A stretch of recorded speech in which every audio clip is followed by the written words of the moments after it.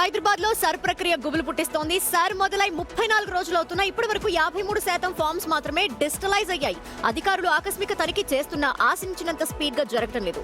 మరో వారంలో గడువు ముగుస్తోంది.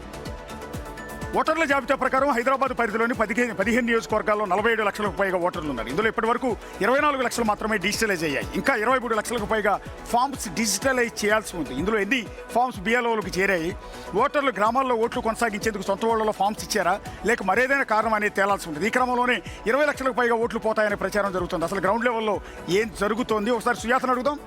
సుజాత, ఏంటి కన్ఫ్యూజన్ అంతా కూడా? ఎందుకు ఎస్ఐఆర్ ప్రక్రియ చేపట్టినప్పటి నుంచి కూడా ఈ రోజు వరకు ప్రతిరోజు ఏదో ఒక తలనొప్పి మొదలవుతుంది. ఏంటి 20 లక్షల ఓటర్లకు సంబంధించిన వ్యవహారం?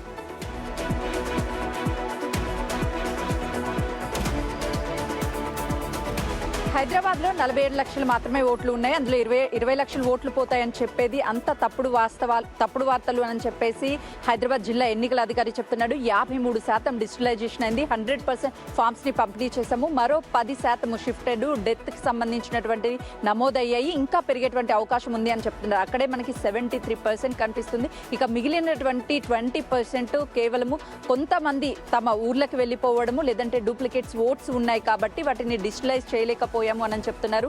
2 చోట్ల ఓట్లు ఉంటే ఒక చోట మాత్రమే డిజిటలైజ్ అవుతుంది కాబట్టి మిగిలిన పర్సెంట్ ఇంకా టైం ఉంది. ఒక 10% పెరిగేటువంటి అవకాశం ఉంటుంది. అంటే టోటల్ గా 85%, మిగతా 15% ఎక్కడైతే ఓట్లు 2 ప్రాంతాల్లో ఉన్నాయో వాళ్ళు షిఫ్ట్ అయినటువంటి వాళ్ళు ఉంటారు కాబట్టి ఆ ఓట్లు పర్సెంటేజ్ అనేది నమోదు కాదు అని చెప్పేసి జిల్లా ఎన్నికల అధికారి అయితే చెప్తున్నారు. సుజాత, ఈ వారం రోజులే ఇంకా మిగిలింది. సో పూర్తి ఎస్ఐఆర్ ప్రక్రియ అంతా కంప్లీట్ అవ్వటానికి ఆస్కారం ఉందంటారా డిజిటలైజేషన్ ప్రక్రియతో కూడా కలుపుకుని?